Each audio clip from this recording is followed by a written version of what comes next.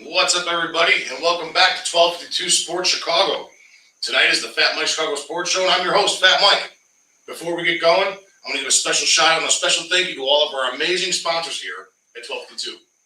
Because without these sponsors, none of this happens. Without any of these sponsors, our shows, my show, Fred's show, Jacob Charno's show, the Harry the Greek show with the Over Under podcast with Harry, everybody's show, it doesn't happen without these amazing sponsors that we have here. This office doesn't happen without these amazing sponsors that we have here. Nick and Ivy Brewing Company in downtown Lockport, the Jonathan Darren Caldwell Baker Real Estate Group out in Homer Glen, Coach's Corner out in Orland Park, Fozzie Football. These guys are awesome. They're unbelievable. The Megaplex and Sports Bar out in Homer Glen, Habano Cigars, which we're doing a live event for tomorrow night, July 21st from 6 to 9. The Drew Estate Sales Event. It's going to be a great time. We got Papa Joe's Pizza of Lockport and Orland Park. Great place, great pizza, great food. We have the Stagecoach Saloon and also downtown Lockport. Great drinks, whole nine, great atmosphere, awesome place. And last but not least, our wonderful, amazing sponsor who has the naming rights to our studio here, the Whistle Sports Bar and Grill, 159 out in Tinley Park. Thank you guys so much for absolutely everything. You guys are fantastic. And guys, we're going to be right back. We're going to be right back. And when we get into it, we got a lot to talk about. We have a ton to talk about. I can't wait. Have a special guest tonight. We got Shane Matthews coming out with us tonight. We're going to be talking a lot of baseball, a lot of football. So, on that note, stay tuned, and we'll be right back. You are listening to 1252 Sports Entertainment. Parental discretion may be advised.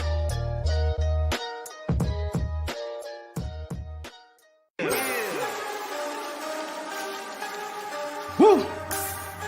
It's about that time. FatMike Chicago Sports.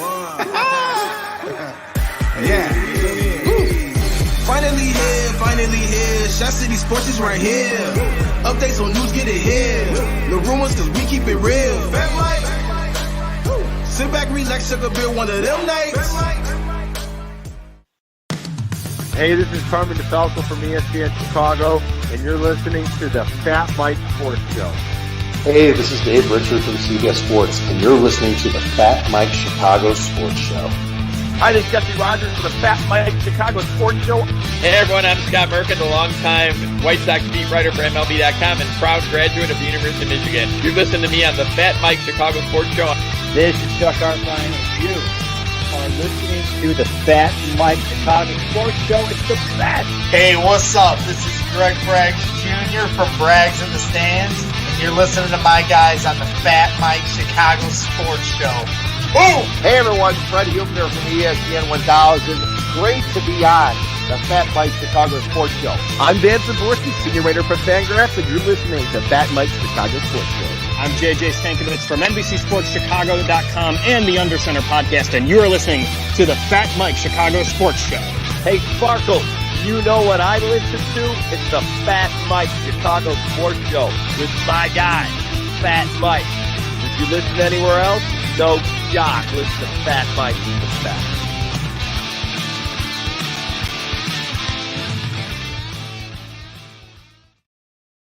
All right, what's up, guys? We're back. We are back. So we have a lot to get into before we welcome on Shane Matthews with us. I want to talk a little bit about what happened at the ML Baseball weekend, MLB All-Star weekend here. The festivities were absolutely awesome this week. I loved every second of everything that I've seen this week. It was a fantastic time. And let's start it off with the Home Run Derby. Okay, the Home Run Derby was Monday with Julio Rodriguez, and there was a lot of contestants in this Home Run Derby. Pete Alonso, Julio Rodriguez, Albert Pujols, the old man going in at it. It was a lot of fun to watch and see all the nice young youth that was there and available for everything for this year's Home Run Derby. It was a lot of fun. But the one thing that I took away from this weekend, and this is Monday nights, yeah. So during Fred's show, the Home Run Derby was going on Hughes and Grooves. Was Julio Rodriguez in that first round? I went back, I recorded it, I went back and I watched it. Julio Rodriguez, man, wow, 32 home runs in the first round. I remember that year who was it? It was Josh Hamilton that went ham in that first round the one year. I mean, absolutely crushing it back to back to back to back to back. Frank Marshall's in here with us. What's up, Frankie? How we doing, my man? Thanks for joining us. I appreciate you hopping on in with us.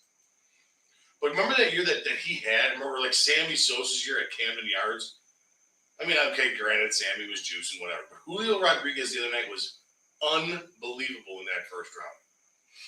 And I get it. I understand the balls are juicing the home run derbies and stuff like that. There's extra padding or whatever it is on them. More ping to the bat, more ping to the ball. But this kid's going to be good.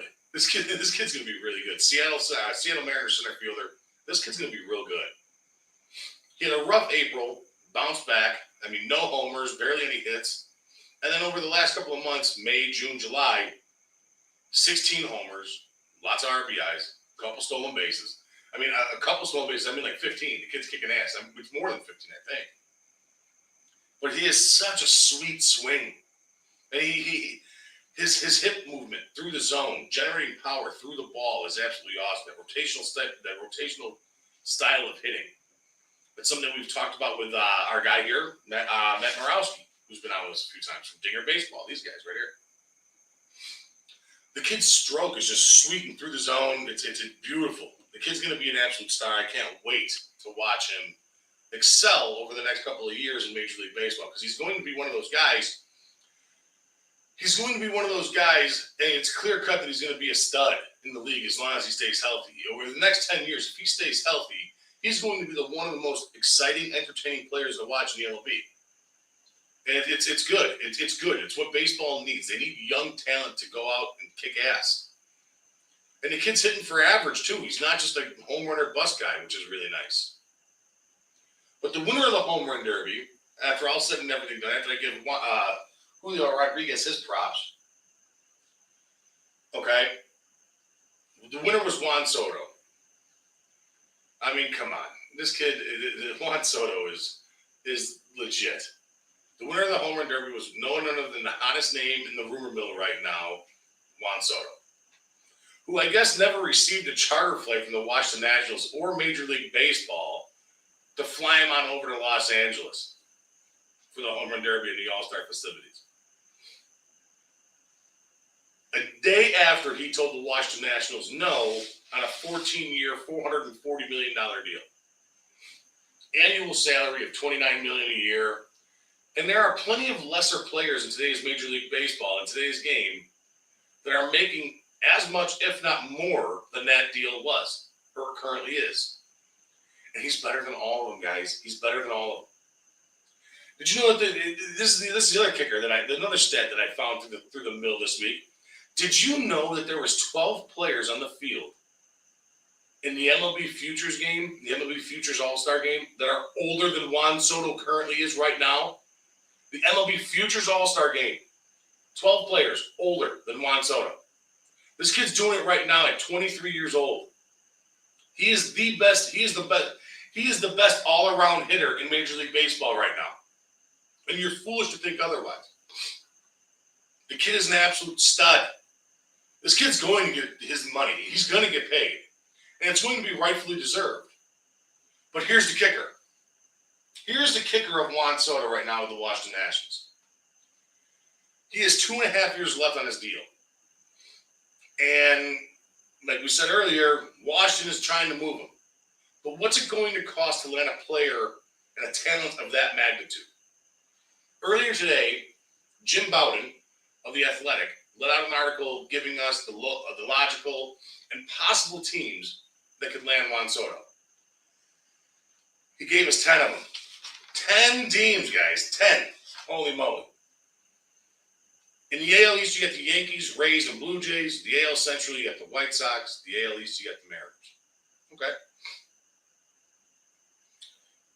In the NL East, you get the Mets. In the NL Central, you get the Cardinals. In the NL West, you get the Dodgers, Padres, and Giants. I can cut this list down to, let's see, I'm going to say no. I'm going to say no. I can cut it down to 8 possible teams. Actually, I'm going to cut it down to 7 possible teams. We all know that the Yankees print money up there in New York Stadium. They're a possibility. The Blue Jays, on the cusp of what they got going on up there in Toronto, great team. Lots of young talent. Bo Bichette, Vlad Guerrero, Alek Manoah. They got a ton of talent up there.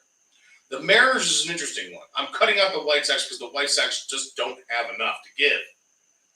And I'm going to talk a little bit about that here in a second.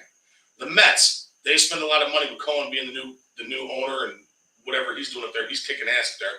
The Cardinals, this makes sense because in 2 years, Paul Goldschmidt comes off of his deal and he'll have the money to pay Juan Soto. The Dodgers always have money. They always get people. It wouldn't surprise me to have Freddie Freeman, Juan Soto, and every other NL All-Star on that team. And the Padres make a little bit of sense to me, too. Because you're going to have Hospital coming off of his deal. You're going to have a lot of players coming off their deal, and they can land. The reason I'm not saying the White Sox is because the White Sox have nothing to give up. Earlier today, I'm listening to the ESPN Chicago 1000, and I was infuriated about what they were talking about. They kept on sitting there saying, oh, we got Eloy Jimenez. Nobody wants Eloy Jimenez. Nobody. The guy cannot stay healthy. There's obviously something wrong with him where he's constantly injury prone. There's not a team in Major League Baseball that's going to give up a talent of Juan Soto for a guy who's constantly hurt in Eloy Jimenez. In the last 2 years or something like that, Juan Soto's played 292 games. While Eloy's played 129 or something like that.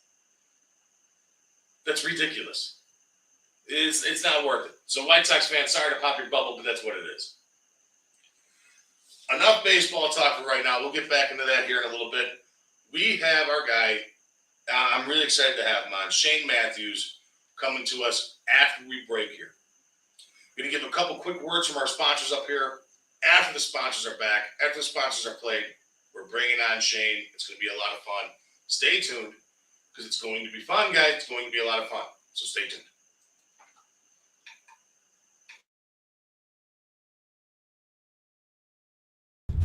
Hello, this is Paul from Nick and Ivy Brewing Company. We are located at 1026 South State Street in historic downtown Lockport, Illinois. We are very excited to be partnering up with the FatMike Chicago Sports Show as well as the 1252 brand because we are one of the few Chicagoland breweries that embrace sports and sports culture. Come in for a fresh brewed beer made right here in Lockport while catching the game of your favorite team. Stay for the live music that we have booked every weekend. Or just come for a cozy atmosphere to enjoy a good conversation with a friend, loved one, or complete stranger. Nick and Ivy makes you feel right at home no matter what the occasion is. Follow us on Instagram and Facebook by searching for Nick and Ivy Brewing Company. Visit our website for our up-to-date tap list or to go shopping on our online store at nickivybrewing.com. That's Nikivy brewing.com. Come in today for a fresh brewed beer born and raised in Lockport, Illinois.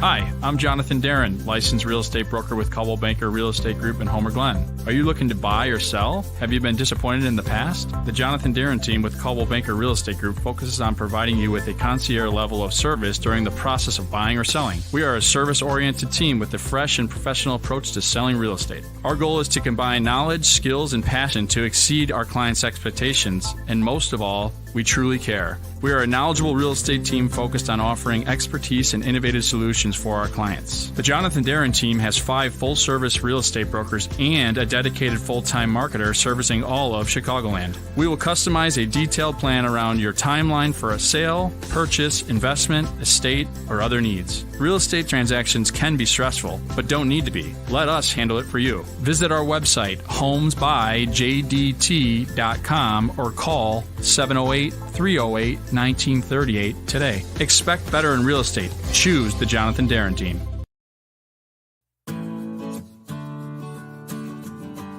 Hi, this is Kathy O'Connell at Coach's Corner, located at 8118 West 143rd Street in Orland Park. Our phone number is 708-364-1026. We are Orland Park's #1 sports bar. Come in for our wonderful beer menu and seltzers with a fully stocked bar. Watch a game, drink a beer, and try something off our amazing menu. We have everything to choose from: nachos, potato skins, and our house-made bar chips to start off with. Then try our tacos, burgers, and one of our delicious sandwiches. And don't leave without trying our famous jumbo wings. They do not disappoint. Coach's Corner. It will sure to become your local bar. Again, we are located at 8118 West 143rd Street in Orland Park. Come see us today.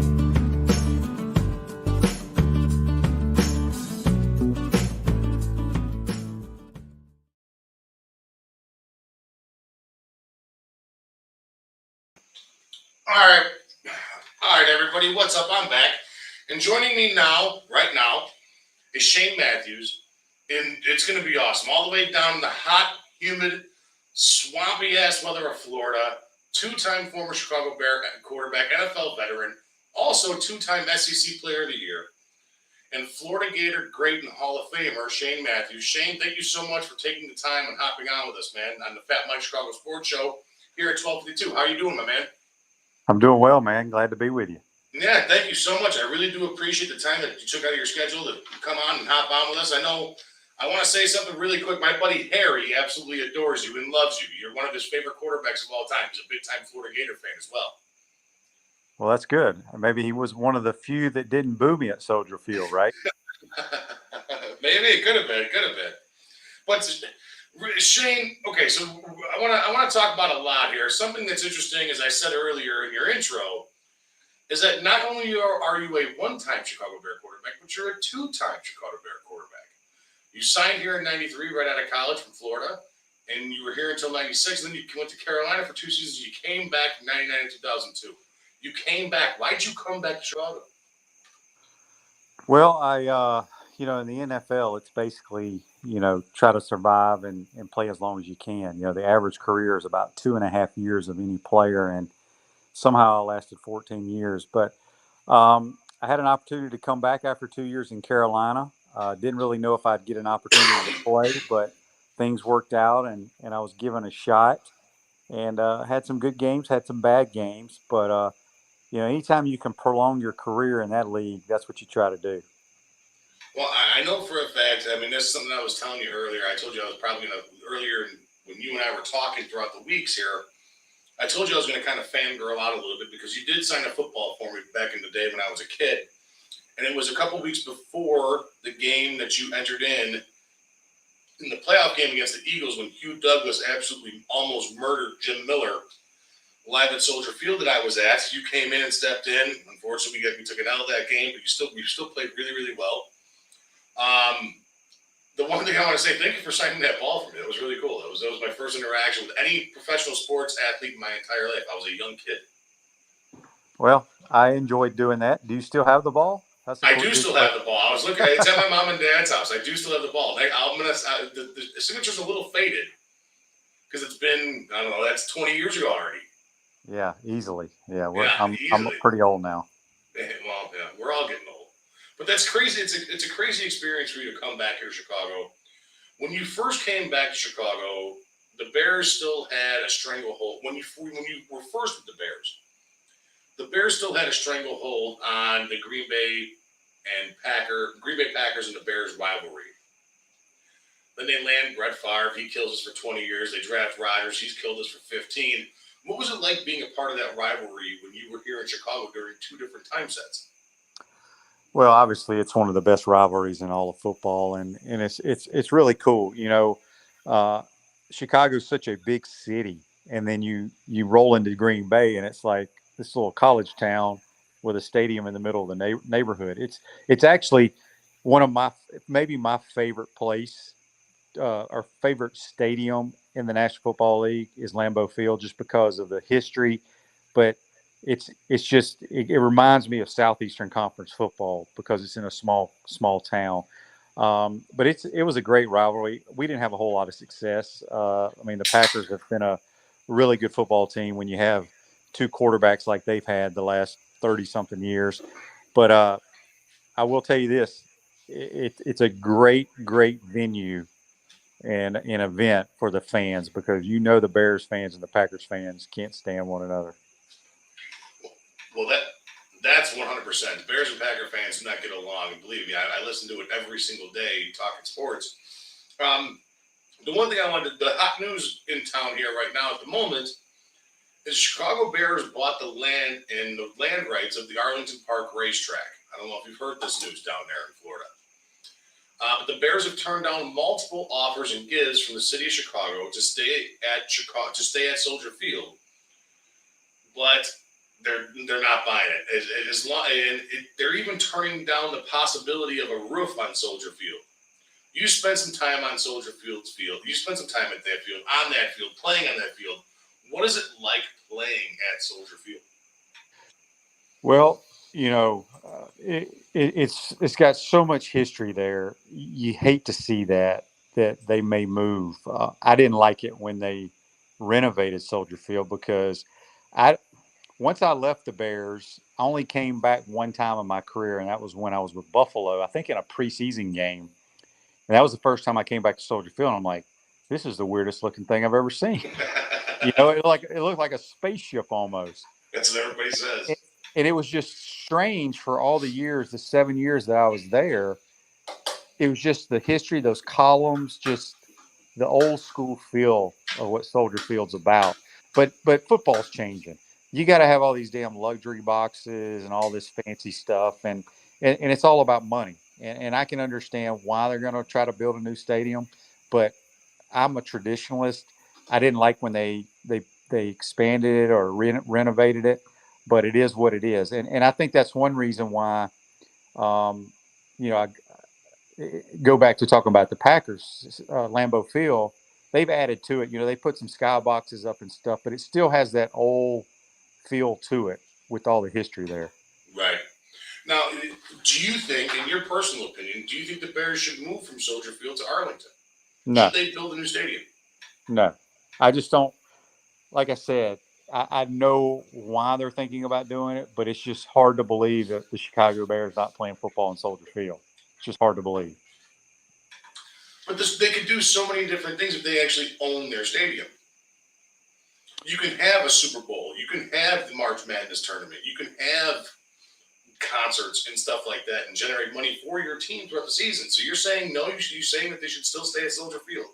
Well, I'm only saying that because I like the history. I mean, that would be like somebody saying you got to take the swamp here at the University of Florida, real old, and build a new stadium. Right. I wouldn't go for that, and that's kind of how I am. I mean, think about. Do you think the people, if Green Bay was a little bit bigger, and I know we go back to the Packers, do you think they would want to move and build a new stadium, a new Lambeau Field? I just don't see that happening. Right. Probably not. Yeah, definitely. Probably not. Yeah. Now, is there a thing? Because one of the big arguments is that you got to have Chicago Bear weather. Is there a thing in Chicago Bear weather? Look, anybody that sits here and tells you that like 30 degrees is football weather, they're crazy as hell. I don't care where you grow up. Nobody wants to play in that. Football weather is about 55, 60 degrees. But, I understand that the fans love it. I don't personally understand how fans, when it's 10 degrees, 10 below, can sit in a stadium for over 3 hours, not even talking about the 5 or 6 hours they've been tailgating. Right. I know they're liquored up and they don't really feel it, but still, at least as a player, you can dress appropriately. You got plenty of stuff to wear, but you got the heaters on the sideline. But right. Yeah, that whole Bears weather thing, maybe for some of those dudes that grew up in Chicago, but Florida, us Southern guys from Mississippi, Florida, I didn't care too much for it. So, okay, I definitely do want to touch base on a little bit of your Florida stuff, the Florida Gator stuff that you, like I said, 2-time SEC Player of the Year. That's great stuff. Florida Gator Hall of Famer, which is amazing too.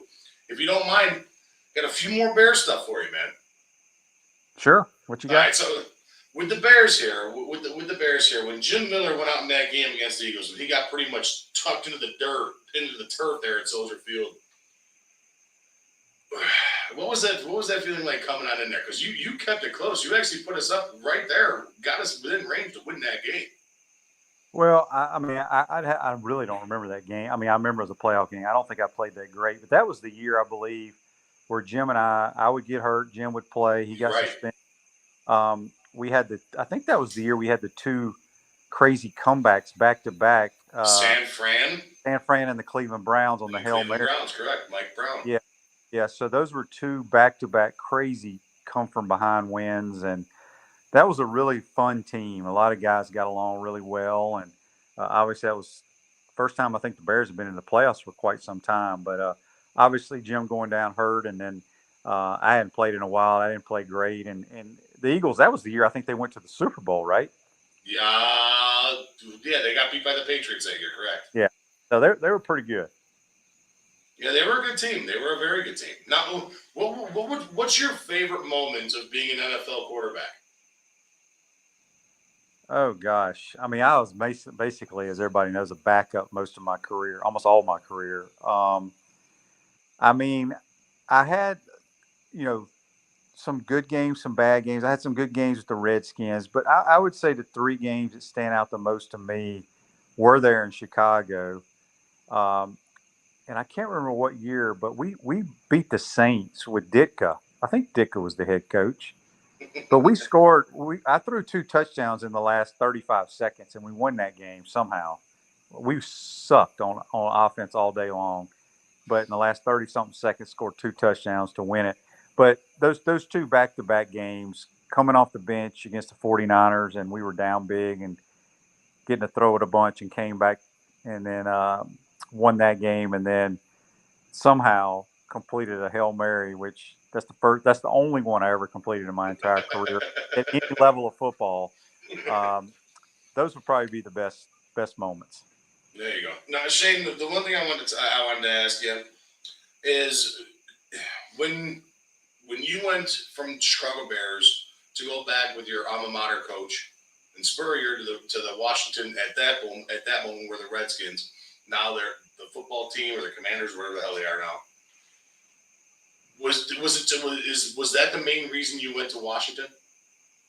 Well, I was a free agent. I think my contract had run out, and I talked to some other teams. But when Spurrier got the job, obviously, I had an opportunity to go there, and I thought it was a good opportunity because I'd been playing a bunch. I just played a lot with the with the Bears. So I go there, and I enjoyed my time in Washington.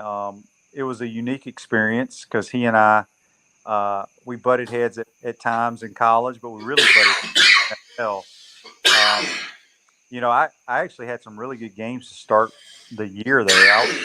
I was the NFL Player of the Week 1 of the season that year. I had a really good game against the Cardinals, but Dan Snyder was, I didn't have a whole lot of communication with him or wasn't around him much, but it's just hard for coach for that guy. I mean, you could see the track record of how many coaches have been out there ever since he's been the owner. Right. Yeah. The track record there is not a good one. That's for damn sure. When now you were picked up, you went undrafted in '93, and now, like I said, you signed we talked about, you signed with the Bears coming out of college. Now it seems like any quarterback out of the SEC, they're pretty much the number one pick nowadays. They win a championship down there. And you were doing some really nice things. SEC, like I said, SEC Player of the Year 2 times down there. Were you expecting to get drafted on draft day? Yes. The projection. Well, see, people forget when I went to the combine, I was only 180 pounds my senior year. I was 6'3", 180. The most I ever weighed in the National Football League was 195. I could not gain weight. So I was supposed to be the third quarterback taken in about the third round. They had me projected by, Drew Bledsoe went 1, Rick Meyer went 2. And then there was Mark Brunell went in like the 6th or 7th round. I didn't, getting drafted was devastating because they told me I was going to, projected me to be the third or fourth guy taken. And there was, I think, 14 quarterbacks that were drafted. And out of those 14, Mark Brunell lasted 18 years. I lasted 14, and then Bledsoe lasted 12 or 13. So, what I really would have loved to have gotten drafted. But, once I got on a roster, I lasted as long as I did, not because of my ability, but because of the way my mind works. I can learn an offense literally in 30 minutes. I never studied my playbook one time in the NFL.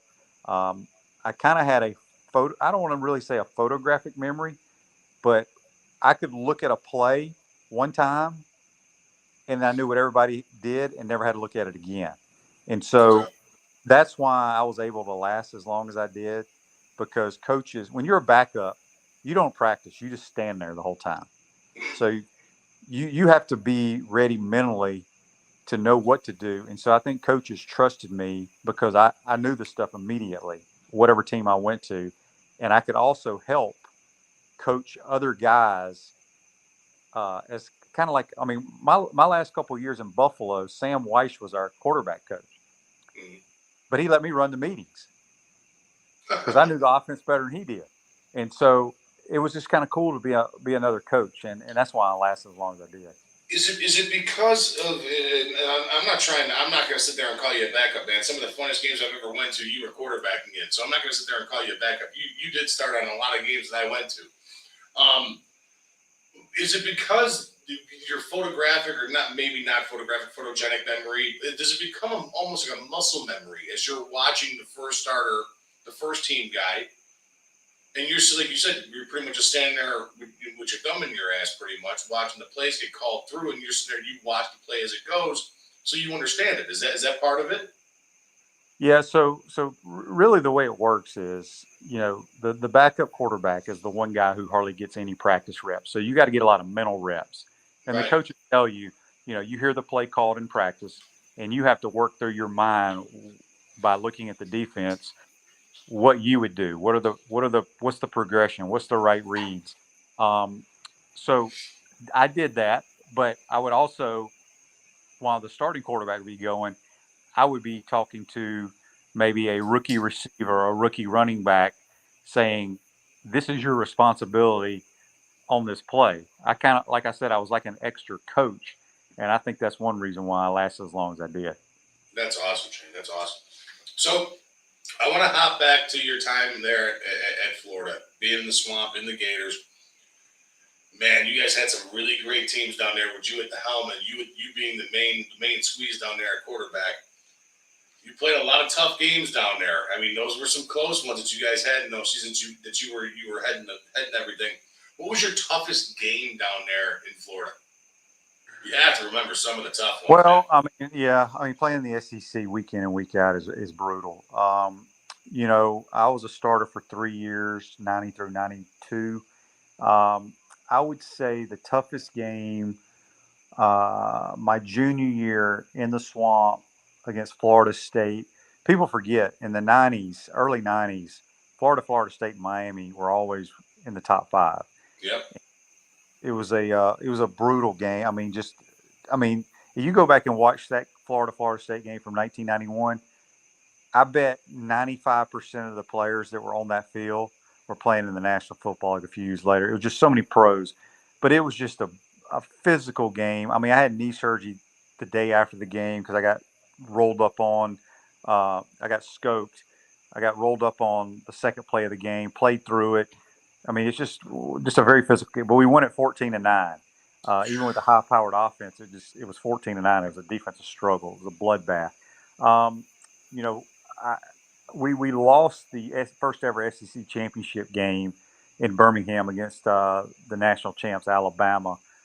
We were down 21-7. We were down 21-7, and in the fourth quarter, I brought us back, tied it up. We made them punt, got the ball back with less than 2 minutes, starting a 2-minute drive to go down there and upset Alabama, which there would have never been another championship game because that was the first one ever and nobody wanted it. And I threw a pick six, the only pick six I've ever thrown in my career. And we lost the game. So there's so many of them, but those are some that stand out the most. Oh, man. See, Harry, I know Harry's watching. Harry, if you want to hop on this, please hop on this because I know you're a big fan. He's a huge fan of yours, man. Absolute huge fan of yours. Big-time Florida Gator guy, too. He lives down there in Florida as well. Harry the Greek. He does the Over Under podcast with us. He does a lot of betting stuff over here at 1252, so it's a lot of fun. Harry, please hop on and say hi to Shane. Another question that I have for you is the current progress. I know that you do podcasts and stuff like that down there. What is your podcast, Shane? Yeah, I do a daily podcast Monday through Friday. It's on it's live on Facebook, YouTube, Spotify, all that stuff. I don't know how any of it works. You saw how hard it was for me to get on this. I have people that do it. All I do is turn my computer on. It's called Pot Up with Matthews in the morning. and you can find it on any podcast platforms. I also do a pregame show for the Gator Radio Network. I'm the color analyst on the Gator Radio Network for the games. So I didn't plan to get into any type of radio or media, but it just kind of happened. That's awesome. Yeah. I mean, hey, listen, you got the voice for it. You know what the hell you're talking about. You know what I mean? Well, I act like I know what I'm talking about. I mean, basically, I just I tell it like it is. I try to not to sugarcoat anything.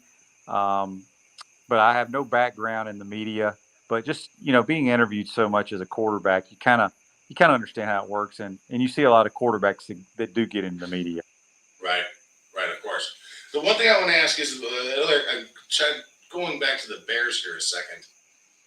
Obviously, we had the hiccup here of Mitchell Trubisky, him being drafted at number 2. I'm sure you've heard a lot about that. I'm sure, being a part of the Bears organization for a couple of years, you knew what it was like on being kind of, oh, God, we got this guy and he's not cutting it out. And now we have Justin Fields and not a lot of help here for him. Have you watched either of these guys? Have you watched Justin Fields? Have you watched Mitchell Trubisky?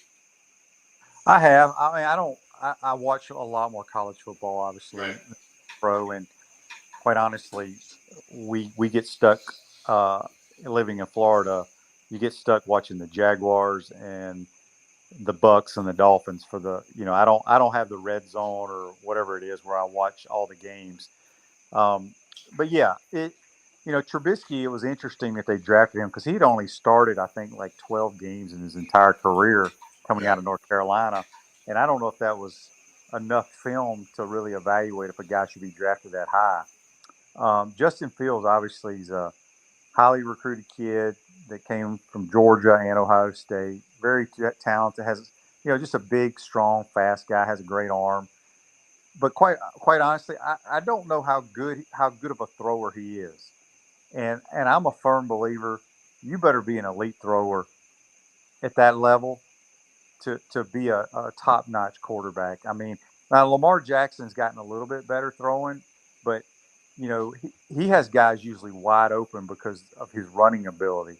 Right. But if you look at all the great quarterbacks in the National Football League, there's one thing in common with those dudes.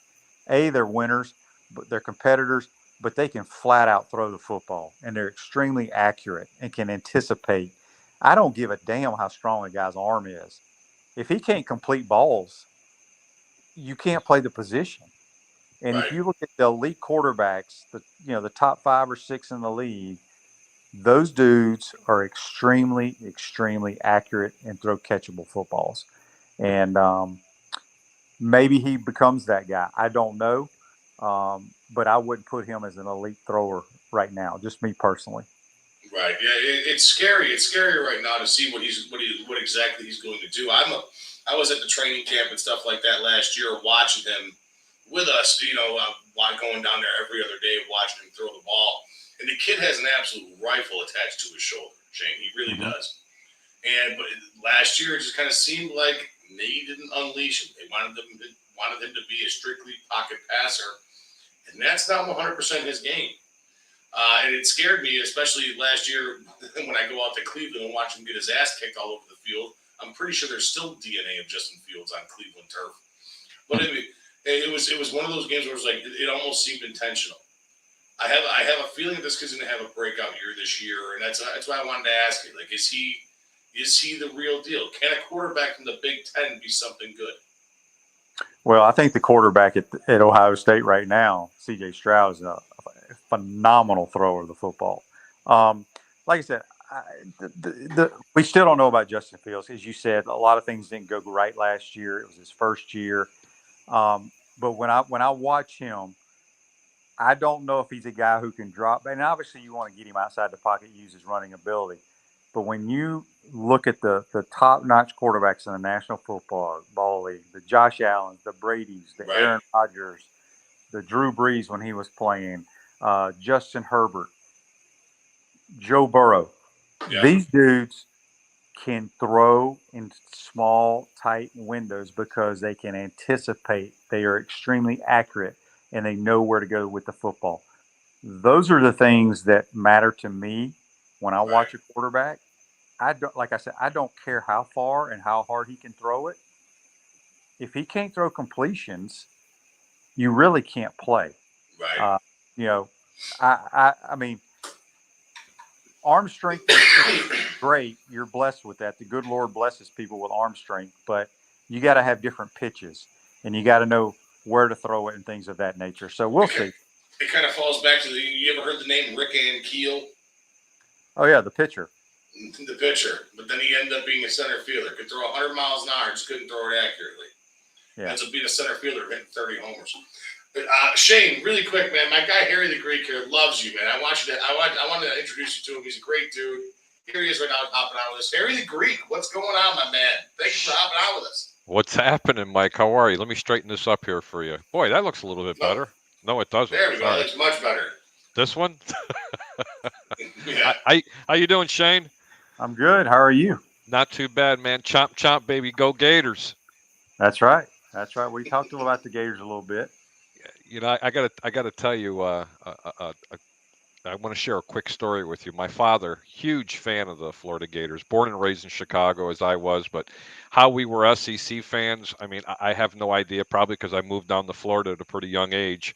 You know, I mean, nothing against the Tiny 10, Mike, or anything, but, you know, the SEC is where the SEC is where we breed players. Where it's at, guys. Sleepy Evanston is where it's at. Anyway, I took my father to a Georgia game against the Gators. It was at the Swamp. If I'm not mistaken, it was. And my father's first time that he got a chance to see you play, he looks at me and he goes, "You know, son, yeah, Dad, he's going to be a Gator. I mean, he's going to be a Bear. Watch. He's going to be a Bear." A couple years later, you were a Chicago Bear. I'll tell you what, it was a lot of fun watching you progress. And I understand you played a backup role a lot, but don't sell yourself short, man. You were always being rooted for to get on that field. Trust me. It was between you and, especially the later part of your career, between you and Jim Miller. They didn't know who they wanted to play. I mean, they booed you and then they booed Jim. I mean, it didn't make a difference. Yeah, true. Yeah, I'll tell you a funny story, too, because you're talking about being a Gator growing up in Chicago. Mm-hmm. So when I was in Chicago, and obviously I was there 7 of my 14 years, and I'm a diehard college fan, and I love my school. So when we'd have home games, I would either take the train or drive early down to the hotel, and I'd go to try to find the Gator game because, you know, nowadays you can watch any game anywhere on TV, but back in those days, you had to go to like a sports bar and hope they find it.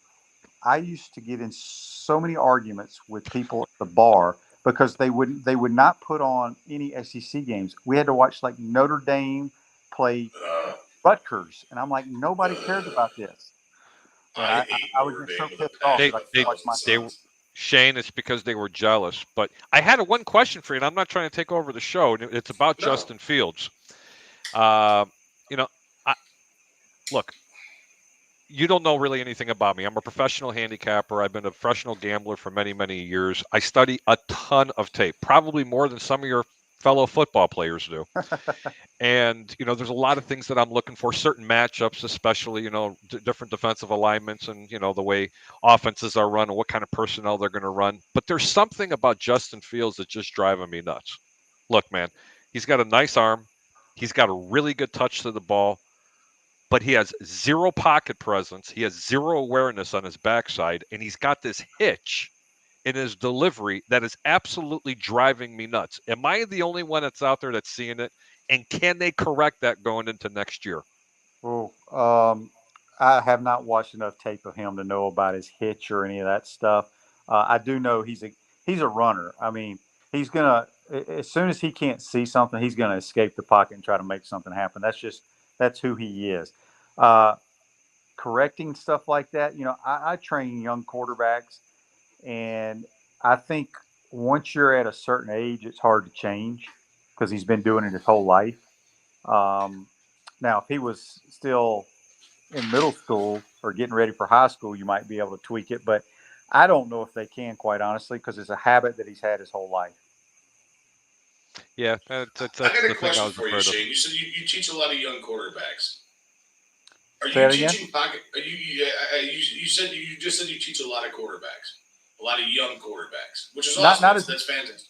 Yeah, not as much as I used to, but I do train some, and you know what I work on with young quarterbacks more than anything is their lower body, their feet.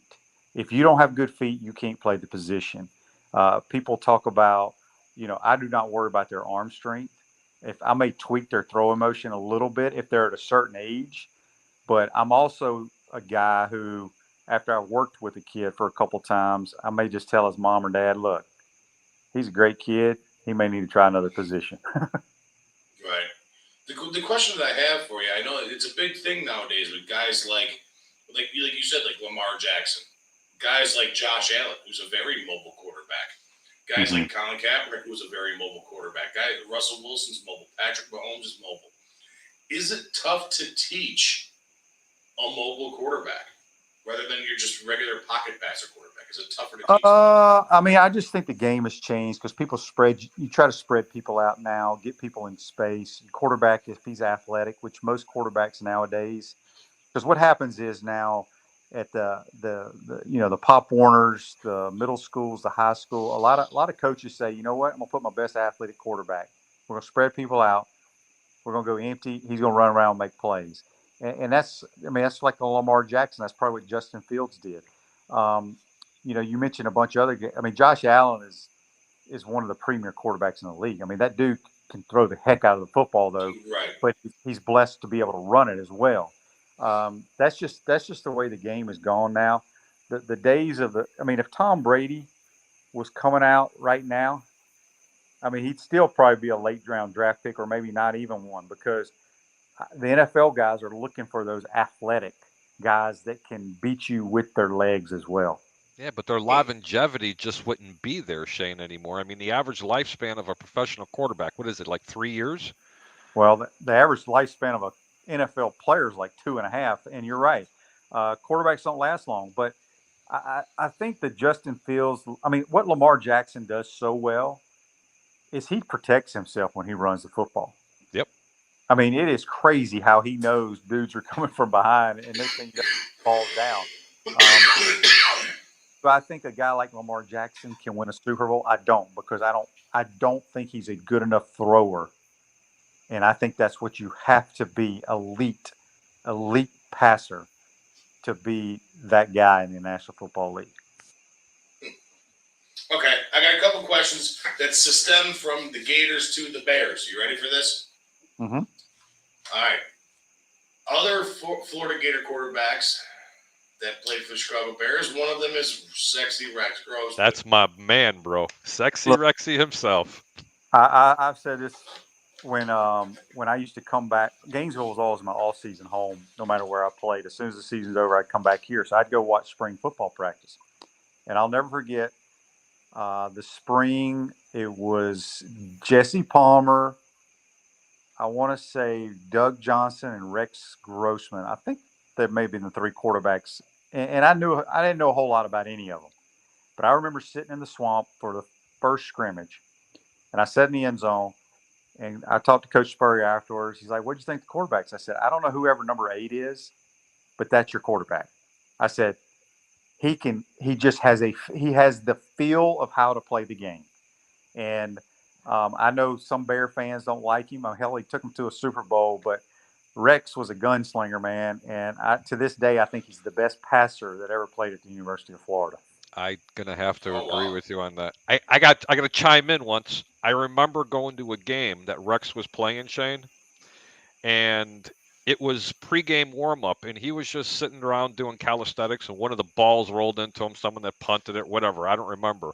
But he was on the 40-yard line, his own 40, and from his knee, when you're on one knee, took the ball and flinged it through the uprights and hit the back of the net. No, I'm just think about the arm strength that it would take. And by the way, Mike, Rex Grossman's about 3 inches shorter than Shane Matthews. Yeah, I don't know if Rex is.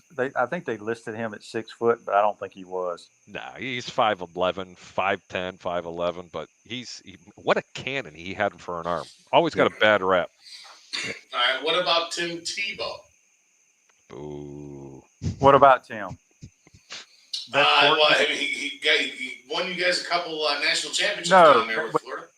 Oh, he definitely did. Tim's one of the greatest college football players of all time. Tim also had about 6 first-rounders around him on the offense. But he's he's one of our greatest all time. But when I list the quarterbacks at Florida, my best quarterback. This is since I watched Florida football. Werfel's one. Ooh, And Danny. Rex Grossen's number 2 in my mind, and then Tebow. You want to hear my top 3? Where do you fall in on that list, Shane? Oh, I don't put myself on that list at all. I'm going to put Shane on that list. I'm going to tell you exactly how it was. In my opinion, if you rank the top 4, it was Tim Tebow, Rex Grossman, Shane Matthews, and then Danny Werfel. And I'm going to tell you why, Shane. Because you had a really good team that surrounded you.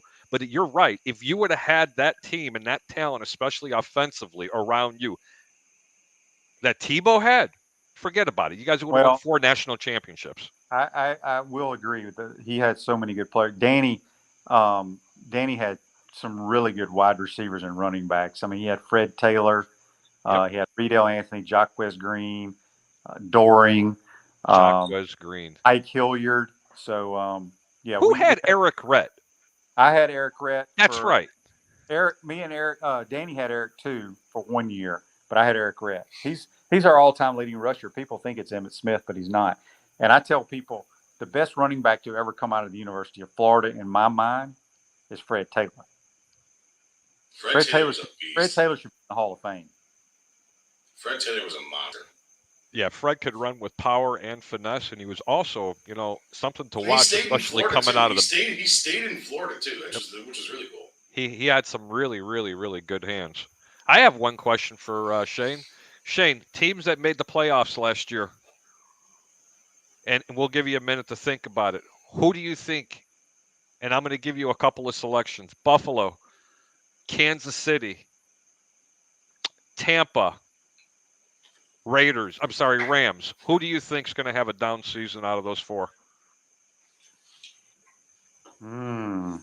Well, this time last year, I picked the Buffalo Bills to beat the St. Louis, to beat the LA Rams in the Super Bowl.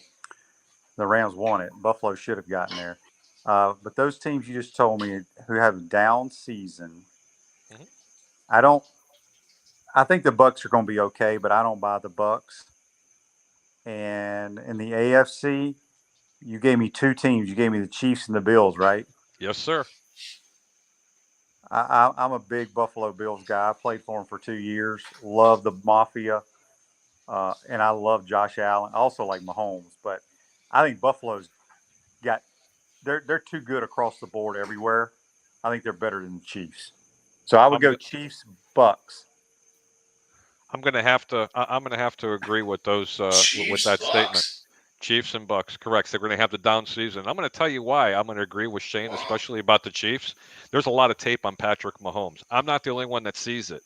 That man rolls out 40% of the time, and over 90% of the time he rolls out to his right. Are you ready for this, Shane? Here's a stat for you. 30% of the times he's thrown across his body. Wow.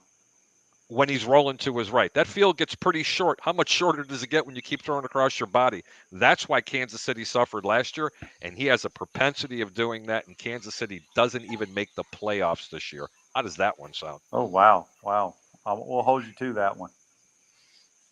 Mike doesn't agree with me. Casey's making the playoffs. Really? Everybody's so hot on this Raiders team, it's not even funny. I can't stand them. What about the Chargers, man? Are you kidding me? The Chargers are going to be a really good team too. But everybody's hot on this San Diego team. Everybody's hot on this Oakland Raider team. Las Vegas Raider team, I think they stink. Kansas City's in trouble. At all. Derek Carr is the quintessential pocket quarterback. He's got a really good arm, very accurate. He's got the weapons. They improved that defense. That team's going to look really good this year. He's okay at best. I like the Raiders. He's mediocre. But I still think Buffalo's the team to beat in the AFC. And especially living here in the Tampa Bay area, and there's a lot of people that watch this show. I am going to get so much hate mail over that you have no idea. Shane, we didn't mean to keep you on too long, man. I appreciate you hopping on with us. I really, truly do. Thank you so much. I really do appreciate it. Thank you so much for coming on with us, my man. Anytime, man. I appreciate it. How can we find you? How can we listen to you? Give us your things. Yeah, so my podcast, like I said, is Monday through Friday, 8 a.m. Eastern time. You can always go back and watch it on all those different podcast platforms, but it's called Pot Up with Matthews in the Morning. And we'd love for people to tune in. And we talk a little NFL. We're talking more SEC Gator stuff, but we do talk NFL, and we'd love for people to tune in. Now, are you on any of the platforms like YouTube, Facebook, or are you just strictly every one of them? Okay, so is it under your page on Shane Matthews, or no? Look, I have people that run it. I just turn the computer on and do the show. so I guess you type in, or how you would search. It's called Pod Up. With Matthews in the Morning. Pod Up. And what time does that air? 8 a.m. to 9. And are you still here in the Gainesville area? Yes, I live in Gainesville. I just I have family up in Williston. Oh yeah, that's a growing area right now, man. Tell me about it. Shane, thank you so much, man. I really do appreciate it. You're the best. Thanks for spending time with us, man. All right, guys. Y'all have a good night. Take care. You too. Go Gators. Go Bears. That's right. All right. Special thank you to Shane here coming out with us. That was a lot of fun hanging out, talking with him, Harry. I know you're a big Florida Gator guy. You're a big Shane Matthews guy. No, I was huge Shane Matthews fan, and Rex Grossman, Tim Tebow, but he didn't give himself enough credit. Mikey, you were too young to remember him. I'm telling you now, that guy Shane Matthews was always a little thin, but you talk about a touch pass. I honestly thought he was going to be the next Joe Montana coming out of college. That's how good he was. His numbers are fantastic down there. They're absolutely great. It was sick. It was absolutely sick. And then Rex Grossman, I thought he was going to be more like a Brett Favre, type of quarterback, the gunslinger mentality. But you talk about someone that who can complete passes. If I'm not mistaken, I think Shane, as a Chicago Bear, completed 14 in a row in one game. Something's ringing a bell like that. My brain's not working like it used to, but I'm telling you, there was a time that, and there were some tight windows that he had to throw through. Yeah, he didn't have a lot of receivers to throw to either. No. No. In Chicago, he really. Well, he had Marty. Well, at the end of his career with Chicago, I think he had Marty Booker. David Terrell. Oh boy. Yeah, David Terrell. God, that was a wasted draft pick. Exactly. Harry, stick with me a second here, man. We're going to play a quick little couple sponsors. Stick with me, and we're going to talk about I want to talk about this Giancarlo Stanton home run. Oh, my God. What a bomb that was. I want to talk about this. So, guys, we will be right back. Stick tuned with us. We're going to be right back. Megaplex Sports Complex is a 78,000 square foot center filled with hardwood and turf. They have baseball rentals with batting cages, softball, soccer, lacrosse, gymnastics, cheerleading, cornhole, basketball, volleyball, and pickleball. It also features a bar and grill with the best pizza and beef sandwiches around. They cater to events such as birthdays, graduations, corporate parties, as well as memorabilia shows. Check them out at Megaplex Sports Complex, 15301 South Bell Road in Homer Glen, 708-966-4210.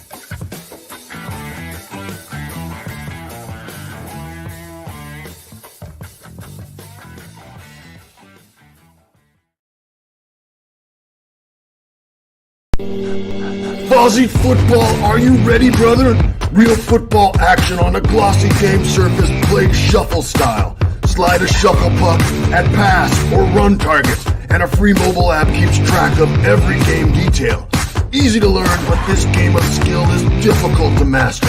Take care of the ball, or turnovers will kill your drive.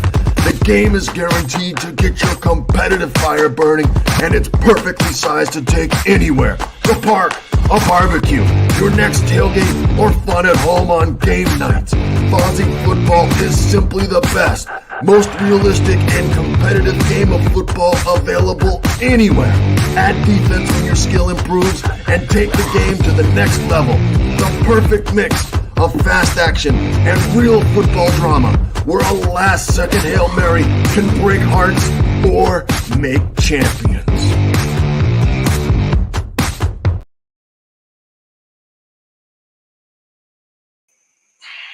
All right, and we are back. We are finally back. Sorry about that, guys. A couple quick sponsors from our guys over there at the Megaplex and over there at Fozzie Football. Amazing sponsors. Cannot wait. Guys, really quick, before we keep on going, I do got to mention something really quick. Tomorrow night, July 21st, from 6 to 9, at Habano Cigars at 13033, West 143rd. Habano Cigars is a great event, Harry. Great event. I want a cigar. Oh, I cannot wait. I'm going to be sitting there smoking a stogie, drinking some beers, having a great time. Excuse me, talking sports, doing the home line. It's going to be an awesome time. I cannot wait. From 6 to 9 tomorrow night, come get out there. There's raffles. There's stuff that you can win for free. I mean, it's craziness up there right tomorrow night. 6 to 9, 13033, 143rd Street out in Homer Glen. Habano Cigars, guys. Get your asses on out there. The Drew Estate Sales Event. It's going to be fantastic. Harry. Yes, sir. Did you see that ball? Oh, my God. Last night that Giancarlo Stanton just absolutely fucking smashed. Bro, and if you notice, it was really synergistic. The follow-up batter cranks one out, too. And you know what's really cool?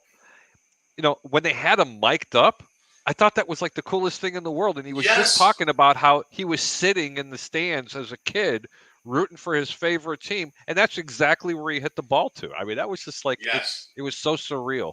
It was awesome. It was awesome. So I definitely want to do this before we get into this as well. Here we go, guys. Look at this zoom-in image. Look at this baseball, Harry. Look at that baseball. No way. I swear to God. Is that not insane or what? No way.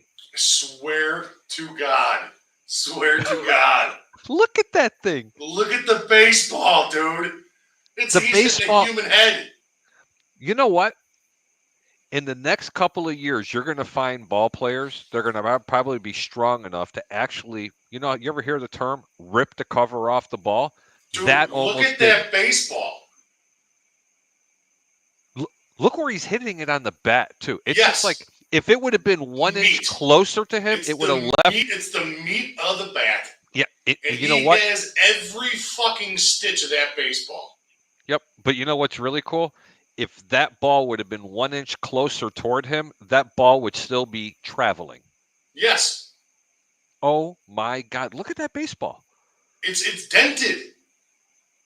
It's like somebody took a bite out of an apple. Look at that baseball. Is that not disgusting? No, that's just sick, man. And you know what's really more impressive? Look at his face. Look at his eyes. Look, yeah, it's dead on to the ball. He actually seeing the ball. You know, not only talking about that, did you get a chance to see Liam Hendricks get the one out? Yeah. I love the way the kid, was it Rodriguez was his name? Julio Rodriguez, yeah. Yeah. He was playing games with him, acting like he was going to throw the ball, you know, back to the fan because he wanted to keep it. Right. Yeah, Julio Rodriguez is a stud. All right, now check this out, Harry. This is something cool, too, and I want to talk about this. But this homer right here, I mean, come on, guys. Look at that baseball. Look at that baseball. It's absolutely ridiculous, okay? Ridiculous. So we got to – it's quick. It's easy. It's not going to take long. It is seriously – what is it, 35 seconds? It's 35 seconds. Harry, I want to break this down because this is funny to me. This is funny to me. I definitely want to break this down. So here we go. You ready? You ready? Here we go. And he has a son named Jacob who came up the other day really upset from his school in Astoria. He just came over. He's like, are you telling me that Aaron Judge may not be a Yankee after this year? What do you have to tell to Jacob right there and tell your fans that want you to remain in a Yankee uniform? I wasn't going to put you on the spot. I mean, we're on live TV. Yeah, Jacob, buddy. We got a lot of great Yankees on this team. There are a lot of great Yankees. Be here for a long time, so don't be upset. Don't be upset. Hopefully you'll be a Judge fan for life. Thank you, Aaron. Thank you for your time. Back to you guys. Aaron Judge is going to be a Cub? It could be, but he's going to get paid. FYI. It doesn't sound like he's staying in New York. FYI world, he's really good. Yeah, no shit, he's really good. Yeah. FYI he's very, world, very good. He's really, really good. Who's going to get Juan Soto? I was just talking about that earlier. I don't know, man. I don't know. There's a report today from Jim Bowden from The Athletic up here. He gave out 10 teams. Yankees, Rays, Blue Jays, White Sox, Mariners in the AL. Mets, Cardinals, Dodgers, Padres, Giants. Yeah, it sounds like he's throwing darts. Dodgers have a chance. Yankees have a chance. Yep. I don't think the White Sox would be in that equation because of the fact that they're just not going to spend that kind of money. No way. There's no reason why the Cubs couldn't be involved in that because they have plenty of money. That's you know. I'm going to have losses up here on the north side. Biblical. I'm going to tell you right now. I think the Yankees will end up with him, and/or the Dodgers. And don't discount the Padres. Well, I would say my top three, honestly, in this order, would be Dodgers, Yankees, 1A, 1B. They got the money. Those two teams print money, Harry. Number 3 team, my sleeper team, which is I'm putting them up there, is the Cardinals. They're going to be coming off the books of Paul Goldschmidt's deal in 2 years. Soto has $2.5 million left on his deal. They will do a back and back where he'll say, like, hey, play out this year and next year. We will re-sign you next year for a 10-year deal. Do a double bump on the $30 million a year on Soto and Goldschmidt. And then Goldschmidt's gone. Goldschmidt will be old, so they can get him on an older man contract. I don't think they're going to bring him in. That's a good analogy, though. I mean, the Cardinals are the best. They have the money. They have the money to bring him in. But the Cardinals are the best team at playing 500 ball just enough to keep the fans on the stand every year. You know, that's just what they remind me of. It's like they play with a whole bunch of 90 games a year. I don't know what the hell you're talking about. I'm just They saying win 90 games a year. They play like a 500 team. I don't know what it is about them. They just don't excite me. I guess maybe because I'm from Chicago and I hate everything about the Cardinals.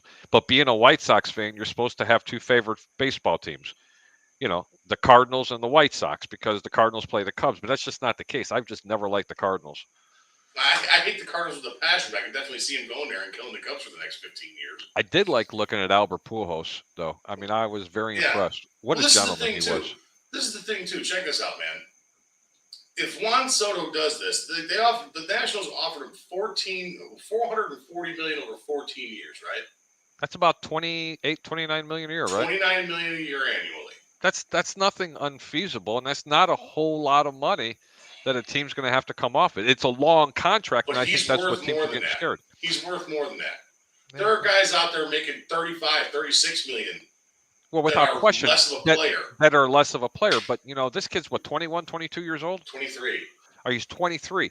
You know, it doesn't mean he's going to continue this up climb the way it is. I mean, it takes a lot of players. I mean, you know, I'm not comparing Juan Soto to Joey Kriebel of the Baltimore Orioles, but Joey was in the minors for 8 years before he really got his shot. Now he's one of the better setup guys in all of baseball. Right. And he's playing for Baltimore, but it took him that long to get it there. So what's to say? If I was Juan Soto, I'm taking the $400 million guarantee. Sorry. Not for 14 years. No way. On a shit club like that, no way. On a shit club like the Washington Nationals, no way am I taking that money. Why? Okay, instead of taking $440 million over 14 years, why not sign a 7-year deal with the Dodgers for $300 million? You know, I'm going to tell you this, Mike, and I'm going to play devil's advocate here. Washington is an okay place to play as far as the media. Hold on. I'm not talking about that. As far as the media is concerned, playing for LA and playing for New York, that's two of the hardest places in the world. You better have thick skin. That kid gets a splinter on his finger, and they are just the New York and the LA media is worse than Philadelphia's fans. Okay, they are brutal, absolutely brutal. It takes a special individual to be able to play in those places. It really does. You know what? Do I think he can do it? I think he's a very special ball player. And he's probably has the best bat in all of baseball right now. But we don't know what that's going to be like in the next couple of years. He could be peaking right now for all we know. And he's been really healthy since he's been in the majors, Mike, hasn't he? Soto, for the most part, he's been dinged up. He's had a couple little dingers, but it's never keeping him off the roster for a super long time. No, he's and definitely. I would give, and that's the thing. Like I was listening to, this is something that pissed me off today, Harry. You know, I listen to Chicago sports radio all the time.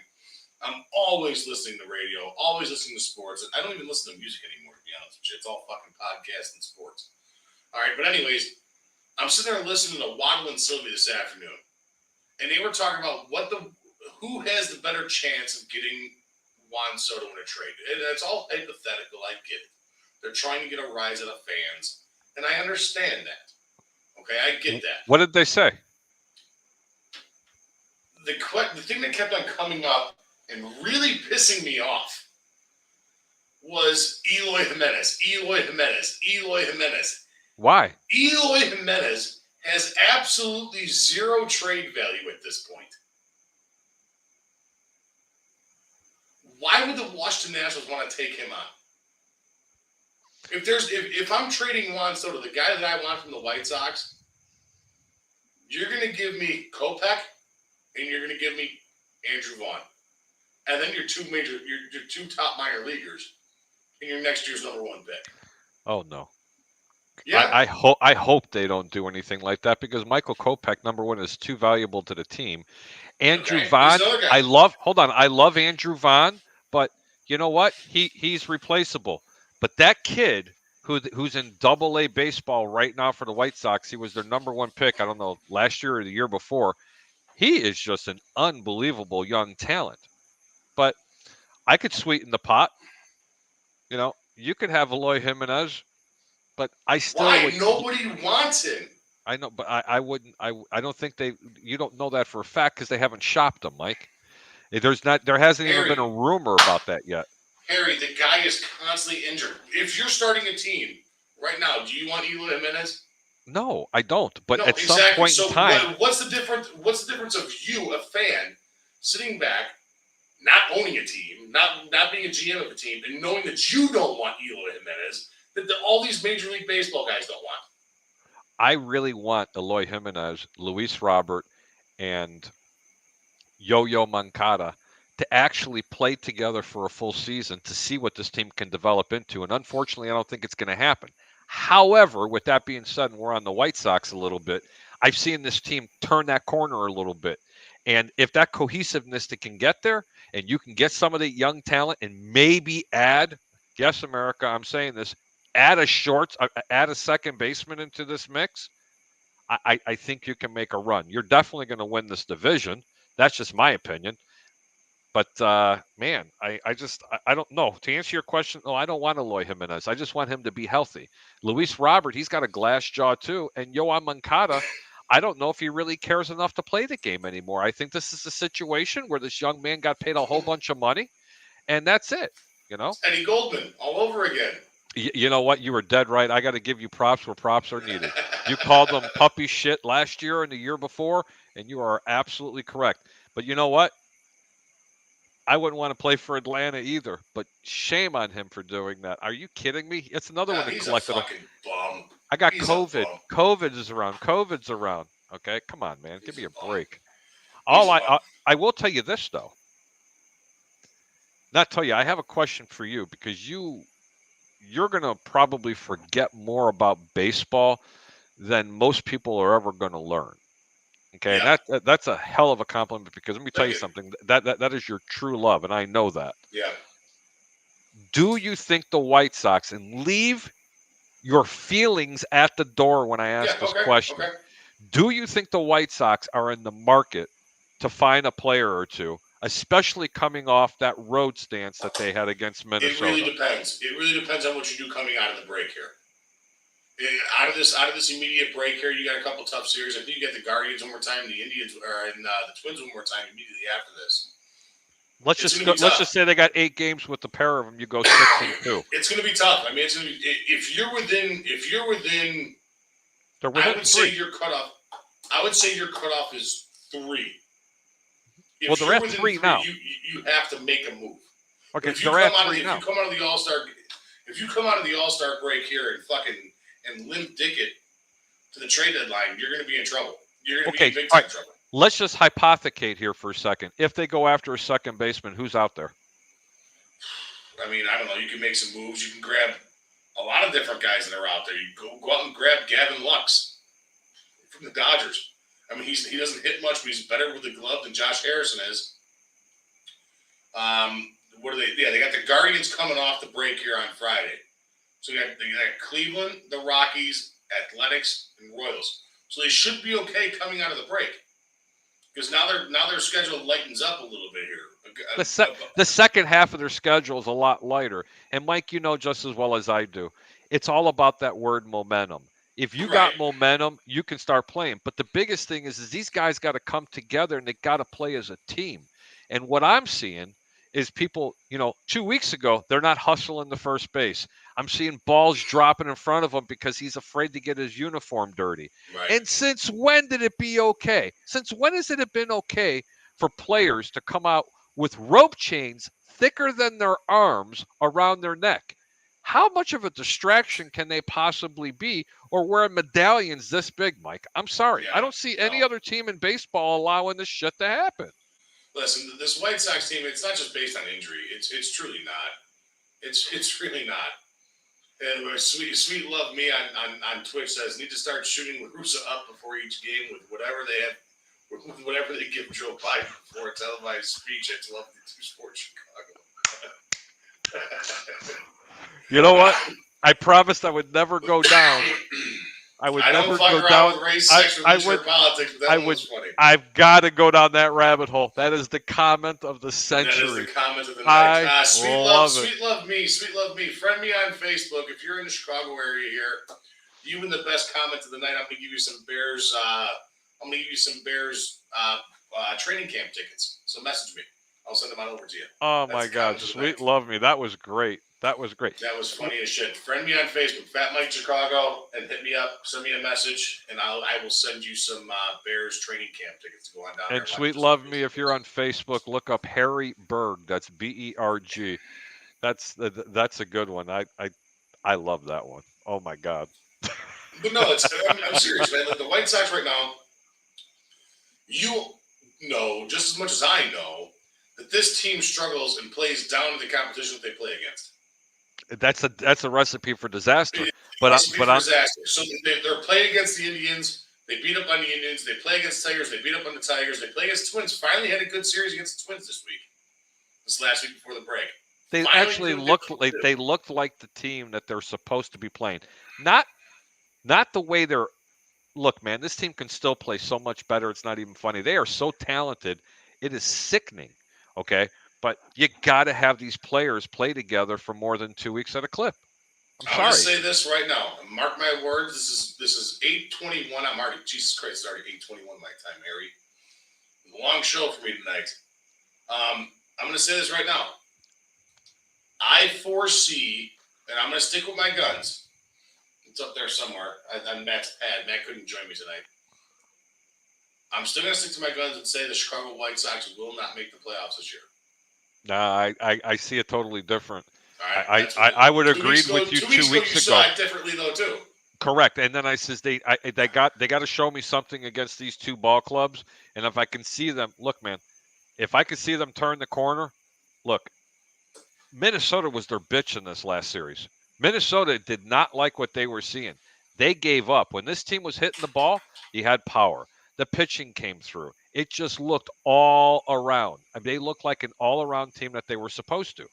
But you got to be able to play day in and day out like that. And I don't know if they're capable of doing this. And, Mike, you could be very, very correct about them not making the playoffs. But they're too good of a team not to make the playoffs. Well, listen. We've seen good teams miss the playoffs before. I mean, don't forget the Mets won 96 games one year in the 86 or 84 or whatever it was. They won 96 games and missed the playoffs. Yeah, well, I will tell you this much. We've seen great teams miss the playoffs. We've seen shitty teams make the playoffs. Yeah, but how? First off, 90-plus games going to win this division anyway. That's just my opinion. 85 wins plus is going to win this division. Probably. Anyway.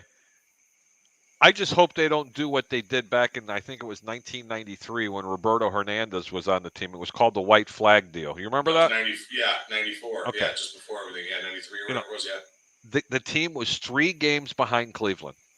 3 at the All-Star break. Sold everybody off. And they sold everybody out. And I'll tell you what, when I talked to Roberto about that, it still chaps his ass. I mean, it's just annoying.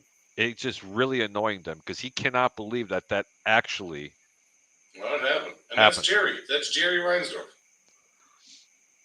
Oh, wow. Check this out. I'm going to bring this comment up here. Sweet Love Me says, thank you, guys. I'm from London and not on Facebook, but thank you. Look at us. We're taking over the world, Harry. Yes, we are. It's like a game of Risk. We're taking over the world. But I do like this one. Need to start sharing that's great, yeah. So even the people in the UK know about this.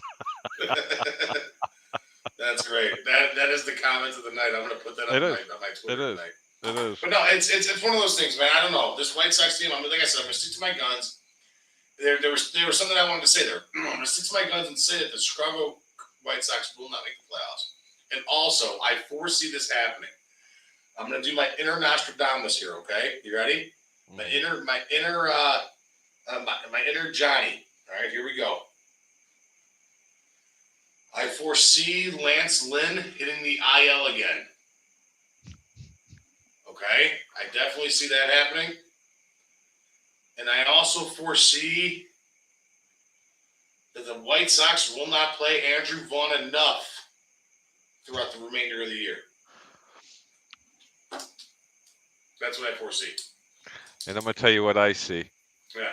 The White Sox are going to go, mark my words, in the next 12 games, they're going to win 9. Well, yeah, they play a bunch of shithead teams. We'll see what happens. They got to play the teams that they're going to win. I'll take that action. Win. I'll take that action. Of course you would. Of course you would. $5. $5 whole dollars, Mike.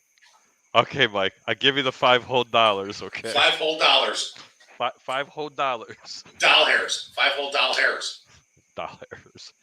Anyway, man, I kept you up longer than I was supposed to. Jesus. I know. Yeah, I'm done. I'm done. So thank you guys for joining us. We really do appreciate it. Stay tuned the rest of the week. We got Harry coming up on Friday. Harry the Greek with the Over Under podcast. Him and his heterosexual life mate, Peter Blake.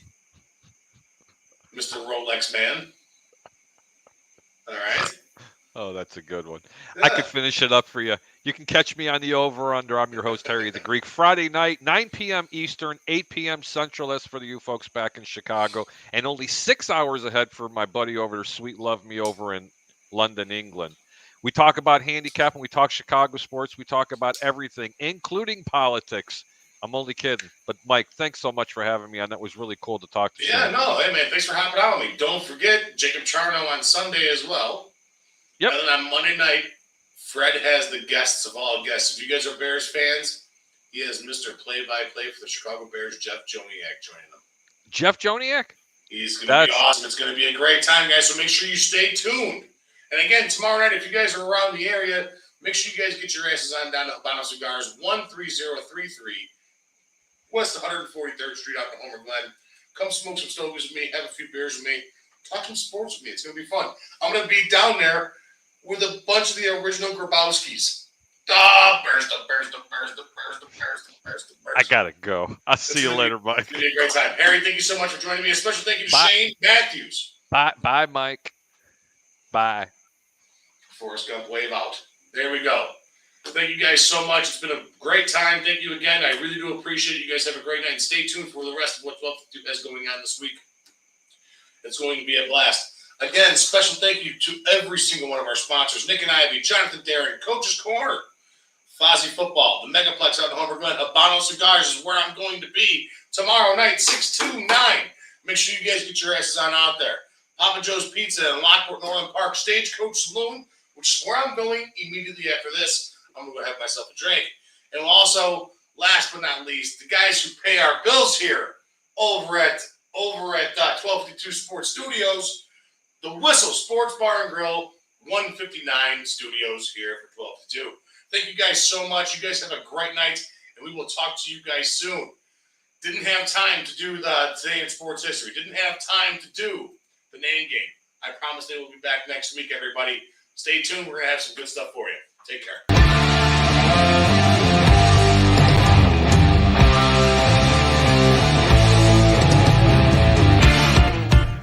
Thank you for listening to 1252 Sports Chicago.